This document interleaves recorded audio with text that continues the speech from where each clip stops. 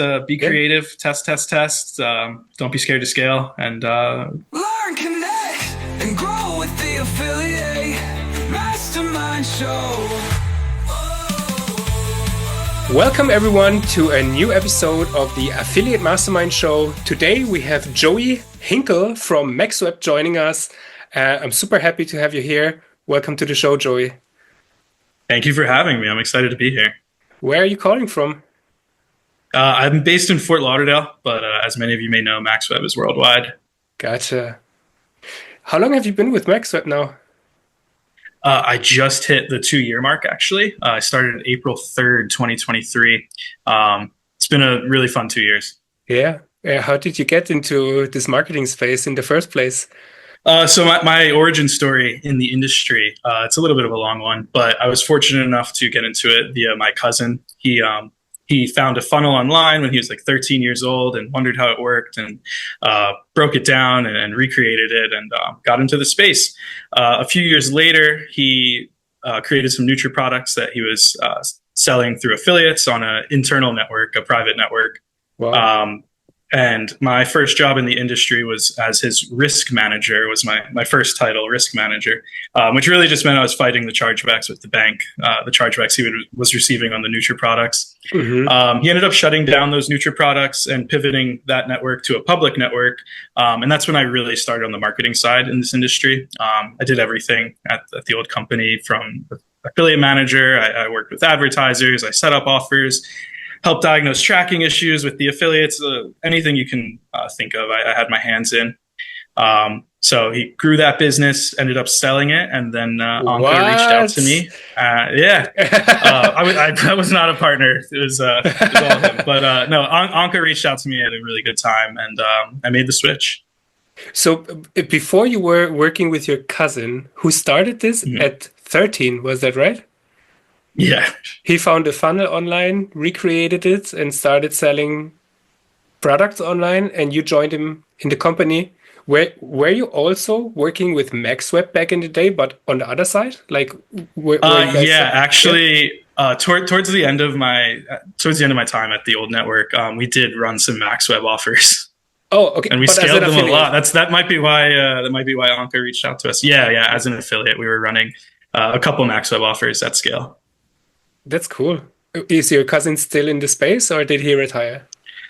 Retired for now. I'm sure he'll come back in at some point. But right now, no, he's enjoying life. Just had a new baby and all of that. So he's enjoying his time off. Wonderful.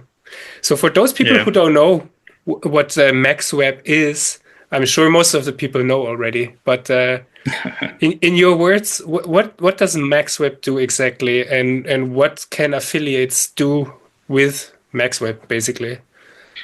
Yeah, so MaxWeb is an affiliate network, one of the biggest ones in the VSL space. We own and operate plenty of different VSLs, and our superpower is not only creating some of the best VSLs in the industry, but compiling all of the good VSLs, whether we own them or not, all in one place for affiliates to test. Yeah. So if, for example, I'm an affiliate and I would like to enter the health space and sell products in the health space, I can go to MaxWeb and find products to promote. Yes, thousands of different health supplement VSL products for affiliates to promote. Nice. So is that also the type of offers that work best? Health and supplements? Yeah, that's by far. Sorry, I didn't mean to cut you off. Yeah, that's by far our bread and butter is the health supplement VSLs.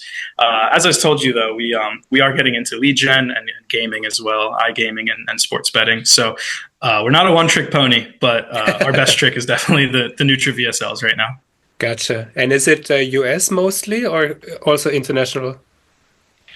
So our offers actually do allow traffic all over the world. Most of them are worldwide. But I will say a majority of our traffic is US. Affiliates tend to target the US. Yeah, it's the biggest market probably for products like this.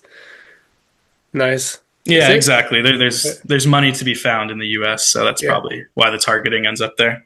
Yeah, it's like when they say it's better to have a small piece of a big cake instead of having a big piece of a small cake. Like I always feel like in health, I mean, it's a billion and trillion dollar space anyways. Like there's even if there's another affiliate making 1, 2, 3 million a year, it will not take away from anyone because it's so huge. Yeah, exactly. It's not a zero-sum game. Like just because one affiliate does well and does a lot of sales doesn't mean that, there's less sales to be had for another affiliate. I probably shouldn't say this on a YouTube video because I don't have it fact checked, but I heard the other day that the US spent about 71 billion last year on weight loss products. And that includes, GLP-1s and stuff, but just in general, there's money being spent on, health here, a lot of money being spent. So it's not a zero-sum game. Everybody can win. Yeah, totally. 71 billion is also a lot. Like, and not even everyone is using affiliate marketing as well, like as a distribution or marketing channel. So exactly, but there are people here that their wallets are ready to buy supplements and work on their health, and we're here to sell it to them. Yeah. So, but now people are having their wallets ready, but still, there are some affiliates that make it work. And they find success, but there's also a lot of affiliates that on the first sites they seem to be doing the same, but it doesn't work. From your perspective, what would you say do the successful affiliates do different from those who don't succeed?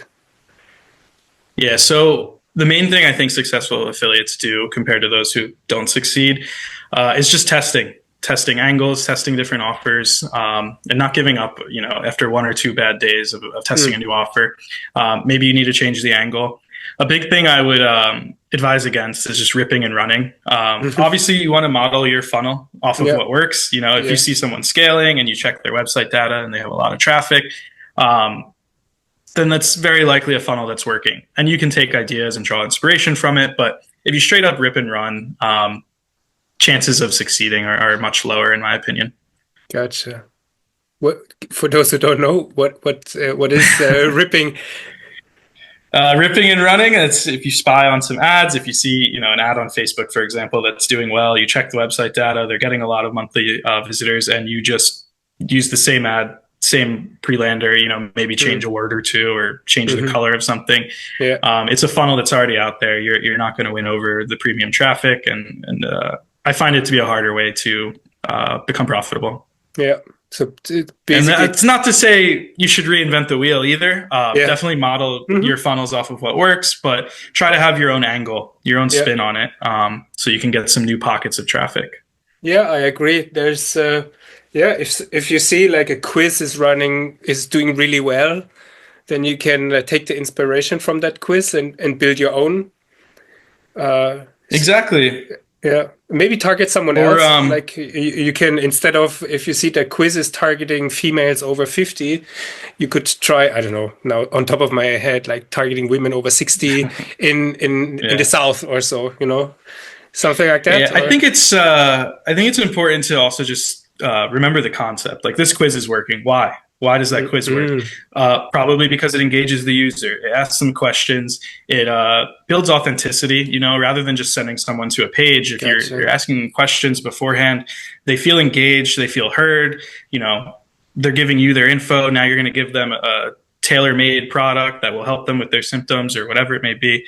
But the idea of the quiz is just engaging the users. So I think it's important to kind of zoom out and think about the concepts at play that are working, rather than just like, 4-question quiz, that's going to work. Like why does that work? Why does it work? Yeah. You would also like understanding the user consumer psychology, like copywriting and everything. I think it's important to look into that and consider that. The user journey, the user experience, I forget the exact phrase, something like that. Yeah, buyer journey. Customer journey. Yeah, whatever it is. That's what you want to look into when you see a funnel that's working. Diagnose it, or break it down rather, from that angle, from why does this work? Why would users continue clicking? What are they reading? Rather than just like, cool image, 4-question quiz. My lander has an image and a 4-question quiz. It's going to work. Like, why did that other one work? Yeah. And then there's a few things under the hood that you don't see when rip and running. Like, this person can have a fully optimized media buying strategy. Like if they would run native ads and they have fully optimized placements because they have been running this campaign since 2 years, like, maybe they are buying the traffic from exactly those publishers where this quiz works. Like it could be another website where you put the same quiz on, but it's a totally different audience. Yeah, that's very true when it comes to native, especially when discussing the ripping and running on native. Yeah, just launching the same ad at the same headline, you're not going to be on the same targeting, the same widgets as the affiliate that you saw scaling that ad. So that's something where you really want to talk to your reps at the native ad network and make sure that you're on these proper whitelist. But still, don't rip the same ad and same headline. Try to figure out why it works and come up with your own. Yeah, totally. Yeah, speaking of native ads, what would you say are the best traffic sources to promote VSL offers right now? Is it native ads or is there something else as well? Yeah, right now Facebook, native, and email are by far the top 3 traffic sources. YouTube's been a little difficult lately. Yeah, Facebook, native, and email definitely the top 3 for VSL offers, for supplement VSL offers. Okay, that's probably industry wide too. It might not even be specific to VSLs, but that's what we see the most of. With native and with Facebook ads, I think it's already very popular. You see it in the spy tools, but email I've always find so interesting because the only way to see what email marketing does is to sign up to those email lists yourself. Like there's no spy tools for that. And also from my own experience as an affiliate, when I was running Facebook ads or native ads only, then it was easy for everyone also to rip my campaigns, obviously, because they appear in the spy tools. But when I started building my own email list, basically everyone can copy the landing page because the landing page is just like the way I collect my emails. You know, like inside my email list, there's no competition. It's just me. That's well, you gotta take those emails out from your competitors and take them off the list. That's the only thing you gotta do. I agree. I think how can you buy email traffic? Do you know how to buy email traffic?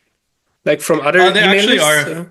There are a few traffic brokers who sell email traffic, but I recommend either building your own list or reaching out to some product owners and helping them monetize their emails, their buyer list. That's what we see. I don't want to say the majority of email traffic, but a lot of our email traffic is through buyer lists from users who have bought other products in the VSL space. We work with list managers who mail those buyers, and it's perfect targeting because it's a user who's already purchased a supplement product through a VSL, and now you're just sending them more. Yeah, makes total sense. But would you say is the easiest way for a new affiliate to get started? Would you recommend them start with native ads right away, or like budget-wise and easiness? No, I wouldn't say start with native. Native's a great traffic source. I'm not knocking on native when I say this, to be clear. But I would say Facebook is honestly the easiest place to start. I find it has the lowest barrier to entry. It's easy to target there. You can spend $100, $200 a day, $50 a day even, and promote a product. So you can start with a very low budget. And, after $300, $400 in spend on Facebook, you kind of know if your ads are working, if that offer is going to respond to your ads. You get a lot of data for a lot less spend on Facebook than I would say on native. With native, you typically need, $3,000 to $5,000 just to test a campaign and see if it has legs and really decide if it has, any potential to scale. So I think on Facebook, it's just lower barrier to entry in terms of cost, and you don't need to work hand in hand with your rep at the native ad network to make sure you're on the right widgets and stuff. You can really let the Facebook algorithm just dial in your ads and target the right users.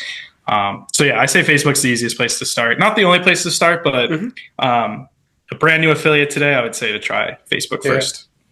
Yeah, for those people who never run a native ads campaign, it's also a little bit difficult to understand that when you may run on Taboola, a traffic platform I love, by the way. They have amazing traffic. Us too. Yeah, but you're not running on Taboola. Like Taboola has a collection of thousands of sites, and your ads are not showing on Taboola, like they are showing on thousands of websites. So what makes native ads so expensive, like you mentioned, $3,000 to $5,000 to test, is because you will have to weed out all those magazines and placements that don't convert.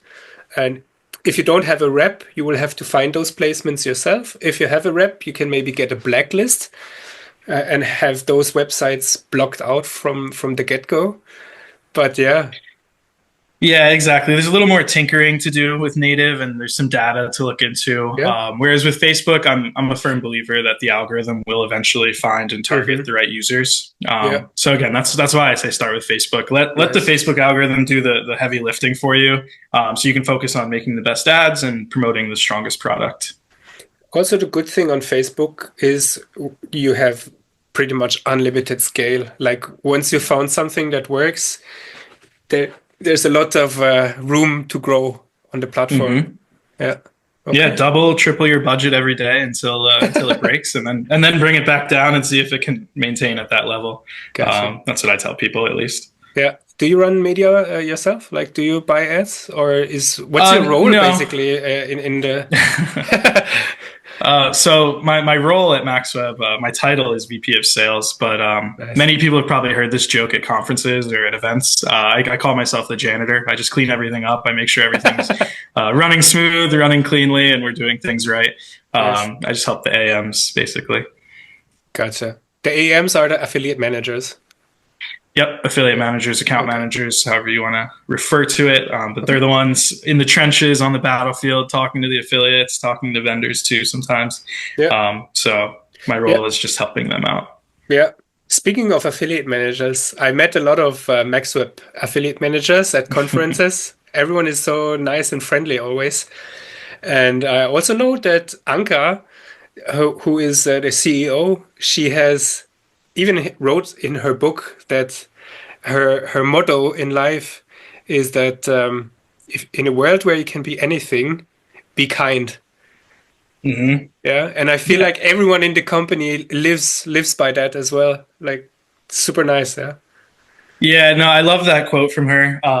And like in many companies, everything kind of trickles down from the top. If you've a rough leader, it's going to trickle down to the employees. But with Anka, like you said, she leans into the kindness, and I think it rubs off on everybody, and we all kind of lead with kindness. And it's something I've always lived by myself as well. Before even joining MaxWeb, I try to make sure everybody who has a conversation with me feels better after the conversation, not worse. I want to bring smiles to people's faces rather than tear them down.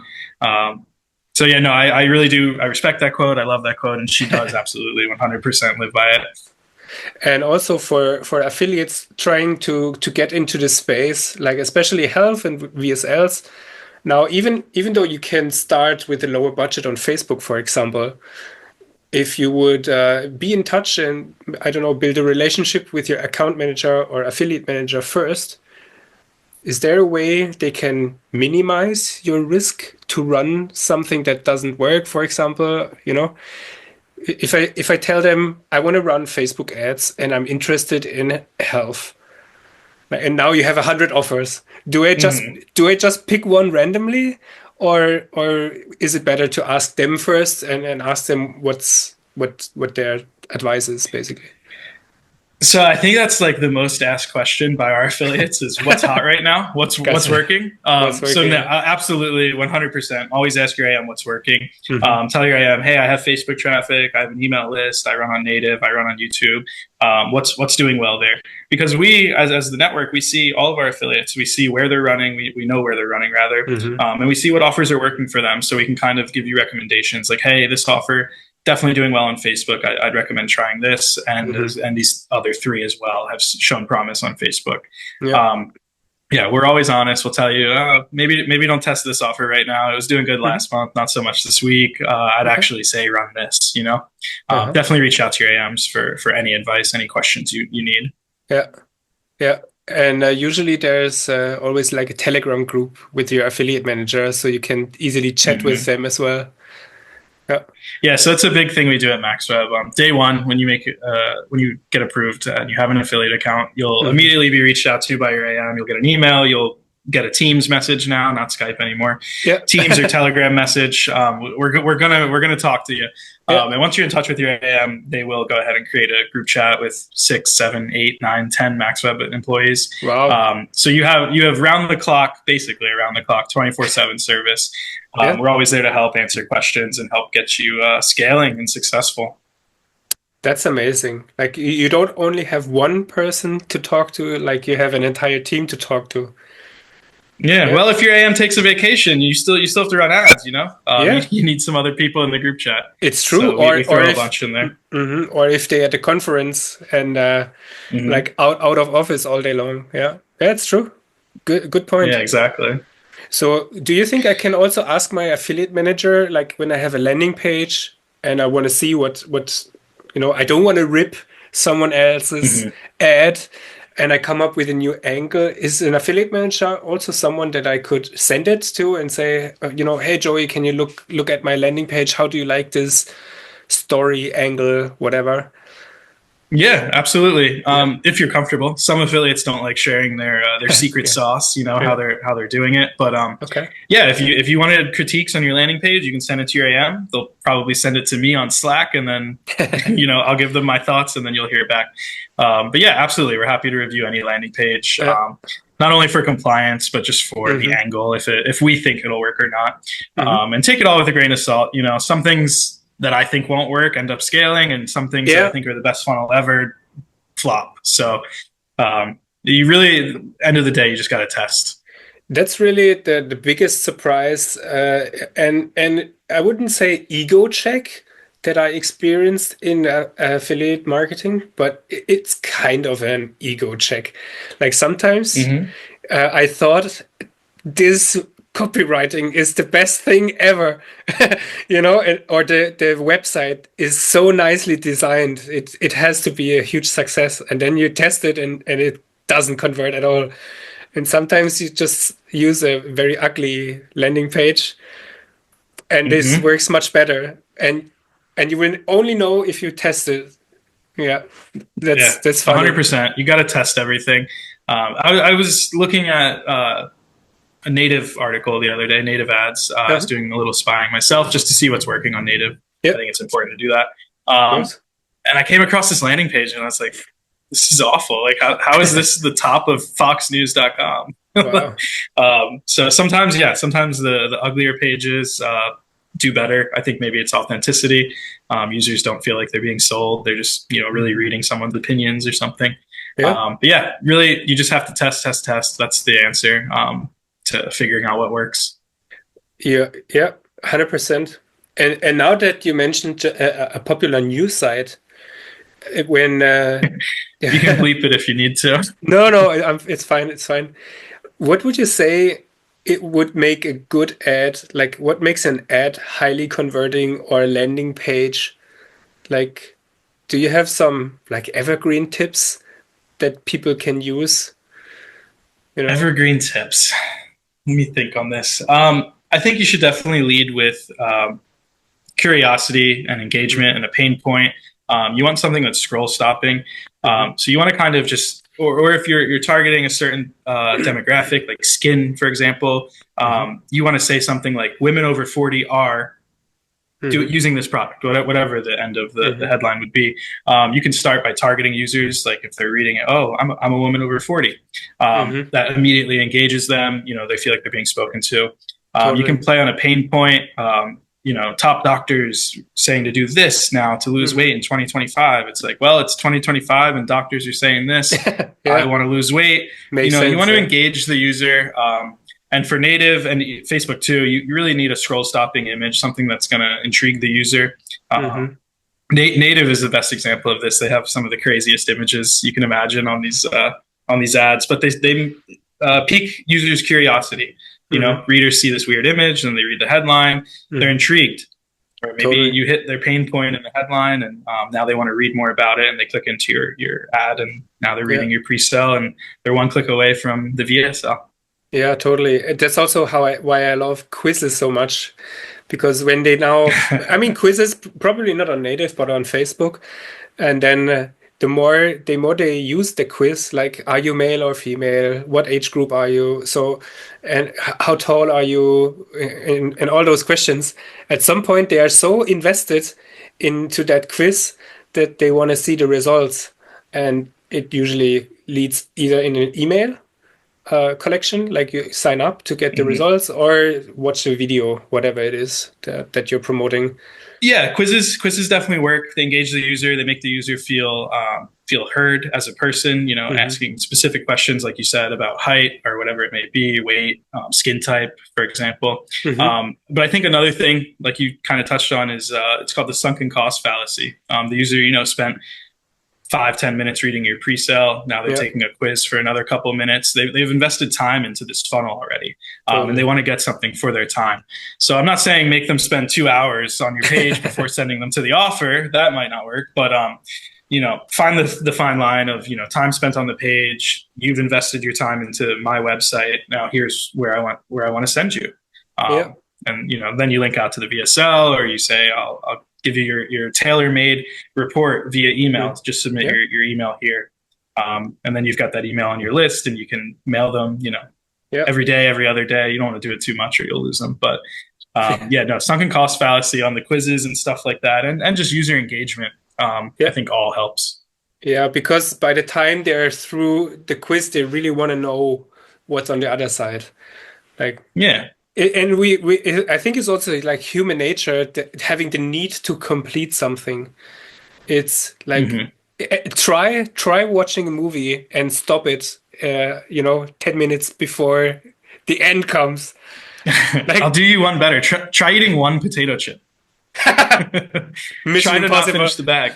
It's not gonna work. At least you cannot eat 90% of the bag. Now you went all the way through. Bags, now you might as well finish it now. Exactly. Why would you take the whole quiz and then not click onto the VSL and not watch the results? Exactly. Or watch the VSL. Yeah, amazing. That's actually. Yeah, I think that also plays into the VSLs and why they work. A lot of affiliates ask me, like newer affiliates to MaxWeb, they're like, "Does this really work?" It's like a 40-minute video, and surprisingly and yes, they work very well. They're made to sell. They're made to keep users engaged. And then, 40 minutes into it, again, sunken cost fallacy. You've been watching this video for 40 minutes. You might as well try the product. Yeah. A friend of mine, she is a sales psychologist.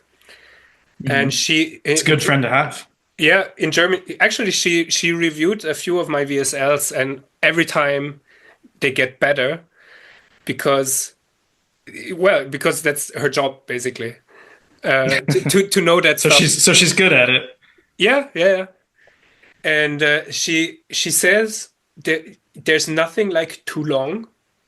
There's only too boring. Yeah, I agree with that. So if you are in that target audience for that VSL, and that VSL is not like a 40-minute documentary on the history of diabetes, it's like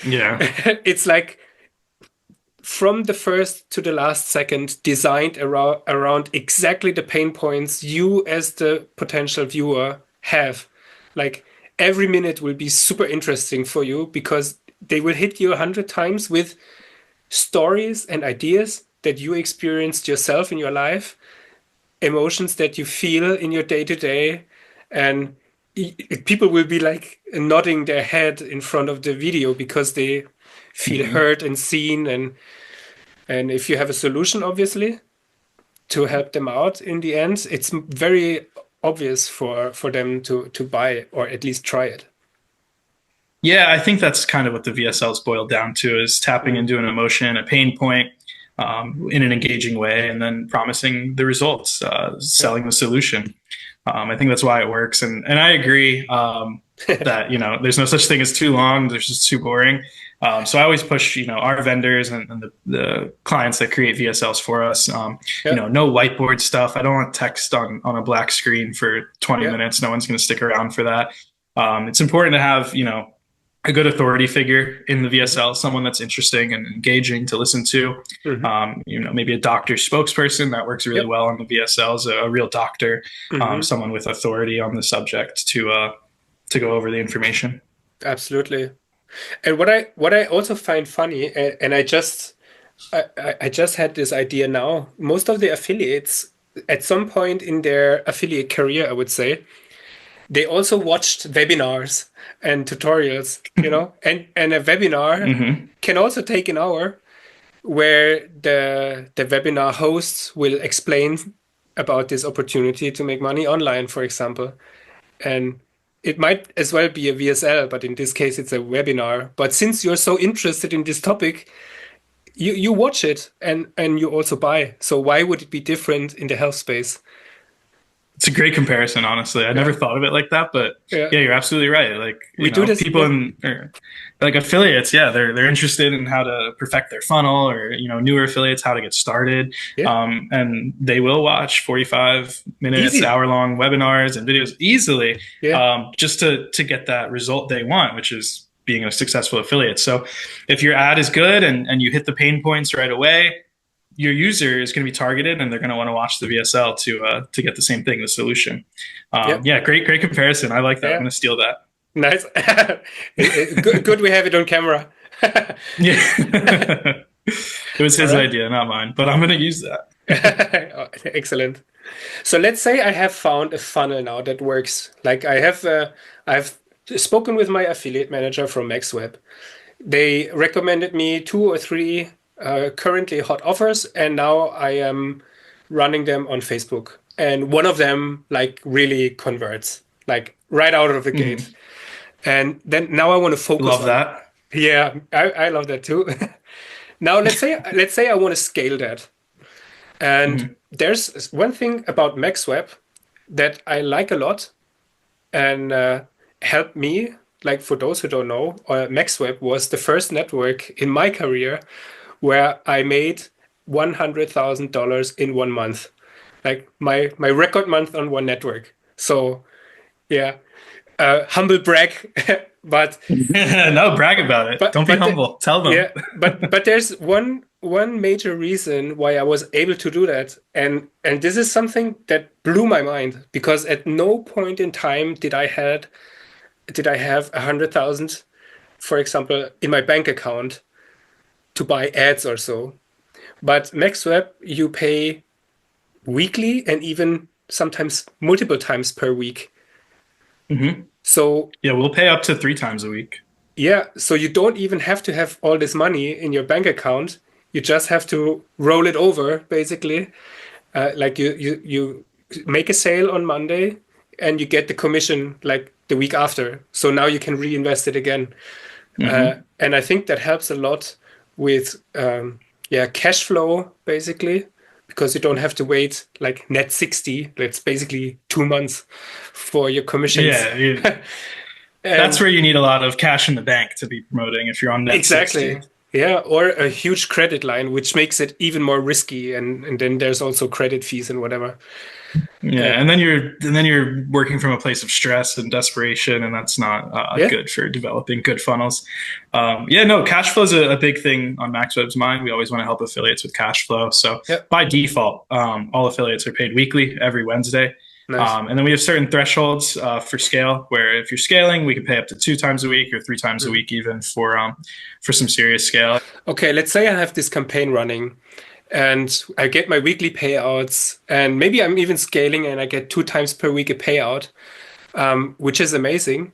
But still, are there some like typical or common mistakes that affiliates would do, even though they have all this support? So when speaking strictly on scaling, when an affiliate's getting to scale, I think the number one holdup is bandwidth. And by bandwidth, I mean having a team of media buyers, having a team of copywriters, so that they can constantly be creating new ads and new funnels and launching things for you. That's the biggest problem I see affiliates having when it really comes to scaling massively. There's only so much one person can do. You need a team. You need a team behind you of media buyers, copywriters, everything.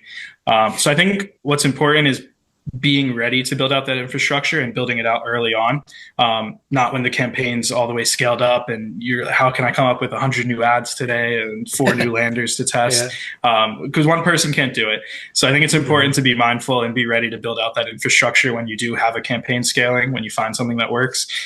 Be ready to build your team and let your team help you scale even more from there.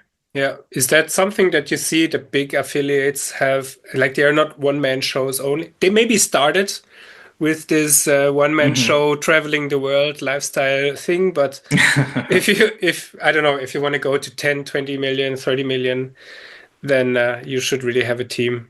Is that what you're saying? Yeah. Yeah, there's almost no massive affiliate doing 10, 20, 30 million a year that is doing it all alone. Very, very rare. Yeah. Almost every big affiliate on MaxWeb has a team behind them of media buyers and copywriters, and even people who handle the advertisers for them, so they're not stuck in vendor chats all day or talking to us. There's always a big team behind the big affiliates. Yeah. Yeah. And even with AI that makes stuff easier and faster, you still need some people to actually handle that AI tool and to come up with the ideas. Like, we're not at the stage. Absolutely. Yeah, we're not at the stage where we can ask a robot to just do everything for us. Not yet. I mean, maybe go into ChatGPT and say, pretend you're a team of 4 media buyers. What would you do? But no, I think AI just helps your team of media buyers be better at their job rather than doing the job for them. And I will say, in terms of AI, I think anybody in this industry that's not using AI is kind of at a disadvantage. I think if you're in this industry and you're not using AI to some capacity, you're kind of putting yourself at a disadvantage because everybody else is probably using it, and you might be losing some ground to your competitors. So I don't think AI replaces a team of media buyers, but it can make your team of media buyers stronger. Yeah. Even for coming up with angles and variations and like everything that usually you needed some maybe more copywriting skills can basically be done with ChatGPT, for example. At least the 80-20 of it. So ask ChatGPT to rate your copy, and then ask it what it would do better and what it would change, and then you'll be surprised. It'll spit out something good. Another thing that I think is important to use AI for is compliance. You can give it your lander or your ad copy or whatever it may be, and like, hey, are there any red flags for Facebook compliance in my angle, in my ad, on my pre-sale? Gotcha. Cool. And it'll tell you some things to avoid saying, and it'll recommend things, or it'll recommend ways to rephrase it to be compliant. Nice. That's smart. That's a good approach. Do you have to feed the ChatGPT with the ad policies first? Probably. It would probably help, but if you ask it without feeding it the ad policies, it'll still answer for you. Not that I'm doing this on a day-to-day basis, but. Okay, so now, since we are at the topic of scaling anyways, I know a lot of people dream of big campaigns, myself included, obviously. It's always great when you have something going and scaling and it doesn't fall apart. Obviously, that's great. But I heard somewhere from 2 models, and I'm interested in your take on that. Like, there are some affiliates, they focus on one offer, and they scale that like extremely hard to, for example, $100,000 a day.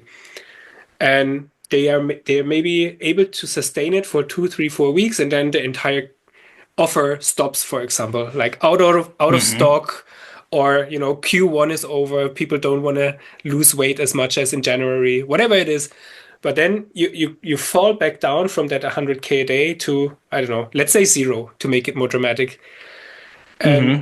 And then there are other affiliates. They never run this monster solo single campaign, but instead they have 20 campaigns or 10 campaigns. And let's say each campaign makes $1,000 a day in profit, and you have 10 of them. You still have a 10K a day in profit. And now if one campaign, let's say it's the weight loss season and it's over, and it also falls down to 0, then you still have 9 other verticals or campaigns running. Do you see people, like, I don't know, leaning towards one or the other? First of all, good question. I wouldn't say affiliates necessarily lean towards one or the other. I do see both models working, both models being running, multiple offers at slightly smaller scale or one offer at massive scale. What I'll say on it is I think it comes down to not only your traffic source, but your personality type. When you're talking about, smaller affiliates that maybe don't have a team of, 5 to 10 media buyers yet. If you're the type of person that can really focus in on something and crack an angle, and then, if performance starts to dip, you can change your angle and try different things, then you should lean into one offer and really focus on it and try and hit it out of the park. For things like Facebook, that might be better to just focus on one campaign and scale it as much as you can. And it's, and be mindful of what works and why that campaign was able to scale while you're doing it so that you can repeat that success in the future. And then for other affiliates, like email affiliates, for example, like the list managers I was talking about earlier on this call, they run 10, 15, 20 offers sometimes because they have different lists that are interested in different things. They have a 45 male leaning list. They're going to be interested in male enhancement offers, prostate offers, any right leaning offer, for example. And then, if they have a list of 60 plus year old females, you can't really send them a male enhancement offer. That's not going to be relevant. So that's a case where I think affiliates will run more than one offer, many offers. And as far as the risk reward aspect of it, again, it's kind of a personality trait of the affiliate. If you lean into risk and you really want to put all of your eggs in one basket, this one offer, I'm going to scale it, then you can lean into the single offer. If you want to diversify your offers and have a little less risk, if one goes down, like you said, you still have others going, then lean into testing multiple offers. Another thing to keep in mind, though, if you're a Facebook affiliate or a native affiliate, you now have to manage not just one angle and one funnel and one flow, but 5 or 10. And again, if you don't have a team of multiple media buyers, that's difficult to do as a single person. So it's really circumstantial, and I think it really leans into the personality type of the affiliate themselves, which way they want to go. If I had to recommend something, I would say start with one offer and try and scale it. And again, focus on why it was able to scale. And then once it's at scale, try and repeat that success on another offer. If you could do it on 2 offers, you can probably do it on 10. So I don't know. Those are my thoughts on that topic. Yeah. It makes sense that also campaign management would also scale with the number of campaigns that you have. So if you, unless you want to work 20 hours a day, then it's probably, you should probably do that with a team then. And I think now on second thought, it's also if you have a health offer running for, I don't know, any skin condition and another one for weight loss, it's also 2 very different audiences. And if you would have to mentally switch during the day, I think it's very difficult because you really have to understand the customer to make better ads, for example. Yeah, you either need to have a deep, full knowledge of the psychology of sales, like your friend, and know why your funnel works, and be able to take those same concepts and apply it under a different skin. So I think you either need to fully understand the psychology behind your funnel and why it works, and then be able to apply that to other verticals, or have a team of media buyers, and you can, this media buyer is good on skin offers. You can run all of our skin campaigns. You're good with the prostate offers. You seem to understand that angle. You can run all of those campaigns. You can really diversify it any way you want. Like you said, starting with one and really getting off the ground with one makes sense for sure. So especially if you're a new affiliate, you don't want to try launching 5 campaigns on the same day. It's just going to be hectic, and one might work and you might not notice it because you're focused on the other 4. Yeah, and you're also spending in this case 5 times more money, which can be very stressful. It can be really stressful if you're fairly new to it, or if you don't have the deepest pockets with testing budgets. You're just absolutely setting yourself up for a bad night's sleep. Yeah, that's another reason to stick to one campaign at the start. Yeah, bad night's sleep. Yeah, you're waking up 3 a.m. checking your ad stats on 5 different accounts. Oh my God. Yeah. So another great way to learn from other affiliates, obviously, it's joining forums or masterminds like the Affiliate Mastermind, but also going to affiliate marketing conferences. And there are a few, they are extremely popular, and they're pretty much like you can't miss them. If you're really serious about affiliate marketing, you should also go to those conferences, because I know you guys are always at the conferences, and a lot of super successful affiliates are also there.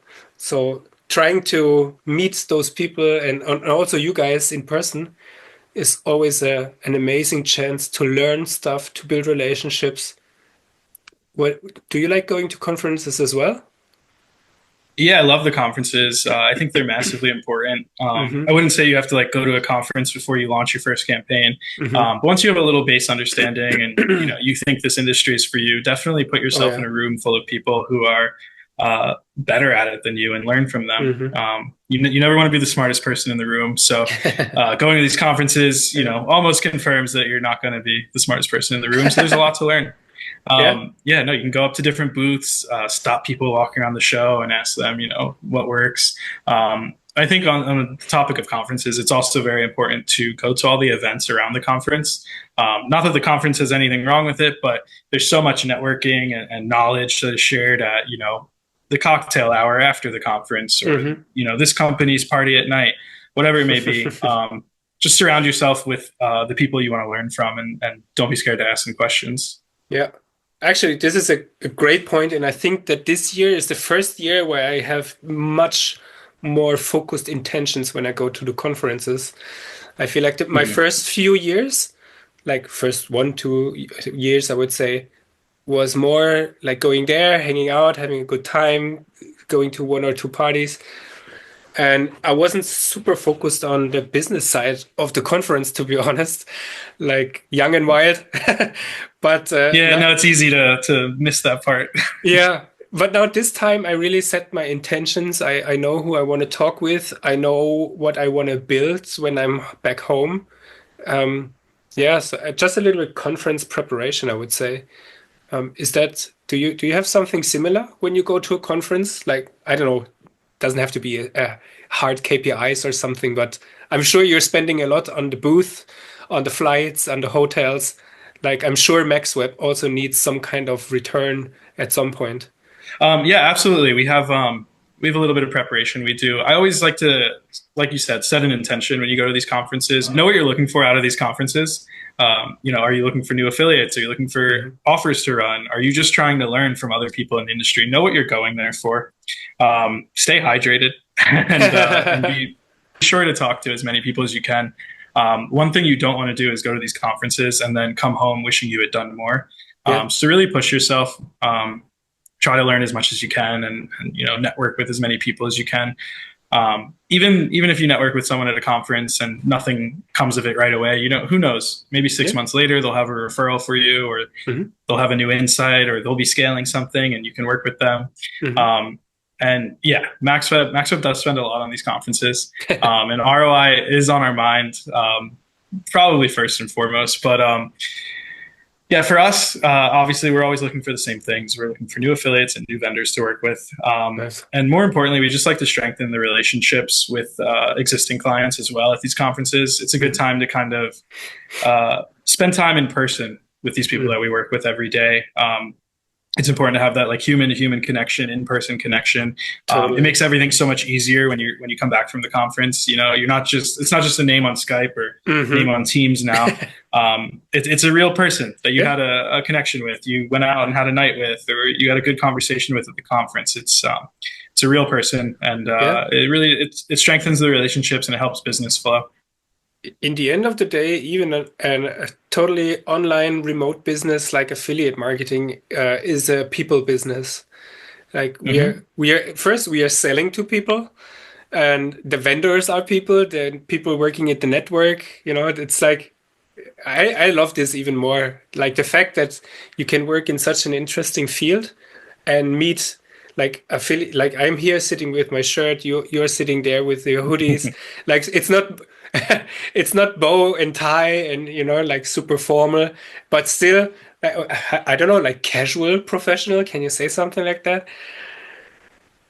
Yeah, no, I that's one of my favorite things about this industry is the people and the opportunity to network. I have friends in Romania now. Like I live in Florida. I've never been there. Like it's just the amount of networking you can do and you should do is a really bright spot in this industry. Yeah. So a lot of people who go to a conference for the first time, and at least I felt that way, and maybe some other people feel the same. They are shy. So they would be maybe intimidated anyways because it's huge, like, and there's a lot of people and a lot of booths. And now, let's say one of our viewers will go to a conference and they see you now because they have seen you in this interview and they see your booth, but they are too shy to say hi. What do you want to say to them? Like, can they still come up and? Yeah, they should come up. I'm shy too. My first conference was probably not the best. You just got to start with one, take it one conversation at a time, talk to someone, try to, explain your situation, ask the questions you need to ask, just do it one at a time. And, gather feedback like, oh, I should have asked it this way, or I should have said that. And then go on to the next one. I'm a shy person too, believe it or not. And I think you should just lean into it, kind of jump in the deep end, talk to someone, get it out of the way. After you have a couple conversations, you stop by a couple booths, the next 20, 30 booths or 20 or 30 conversations will go a lot smoother. Just know what you want to talk about too. Like, don't just like, hey, how's it going? Which is fine, but like, have a goal in mind for the conversation. I'm an affiliate. I want to learn how you overcame this issue. I want to find someone here who can help me with that. Or, I'm a vendor, I need traffic. Who here is an affiliate who can run my offers? It just know what you're looking for, know what you want to talk about, and then force yourself to have a conversation or two, and then that'll lead into 20 or 30, This brings us right back to the preparation, like to set your intentions when going to a conference. Like, for example, at the next conference, maybe I will probably just ask in our Telegram group who will be in Barcelona, for example, and then we can meet, And I think for affiliates who are new, they can do a similar approach. Like, look at the website, who is there, and then just reach out before the conference. Maybe you can even get an appointment at some point. Yeah, absolutely. We have an events tab on our website, maxweb.com/events, where we always put the next conference we're going to, and we show all the historical conferences that we've been to. But even if you're working with a network or a company that doesn't have that, reach out to them on Skype or Teams or Telegram or email. And ask, like, hey, will you be at this conference? Are you having any events at this conference? That's a good question too. Oh, nice. If you're working with a big network, they might throw a party or a dinner or something, and maybe they'll invite you, and then you're immediately put in a room with all the people you want to be around. Absolutely. So that's sounds exciting. Ask your networks if they're going. That sounds exciting. And now, but let's say conferences aside. What's the best way to get in touch with you or MaxWeb for those who want to start working with you? What's the best way to start? To get in touch with us, or to get in touch with me, you can reach out to me on Telegram at Joey Hinkl, or email me, joey@maxweb.com. Or you can go to our website, sign up, and you'll be contacted almost right away. And then, like I said, once you have an AM, you're going to have to deal with 10 of us in the chat, so you'll definitely have connections. That's great. So if that's okay for you, we will put the link to MaxWeb under this video. So if anyone is listening and wants to work with Joey and his colleagues, then you can sign up there. They won't bite usually. No, we actually just help. We don't bite. Yeah, that's great. Awesome. Yeah. Hey, Joey, is there anything, any last words you would like to share with our audience, and tips, advice? Final thoughts, just be creative, test. Don't be scared to scale, and work with MaxWeb. I love it. Thank you very much, Joey, and I'm looking forward to see you soon. Awesome. Thank you, and likewise.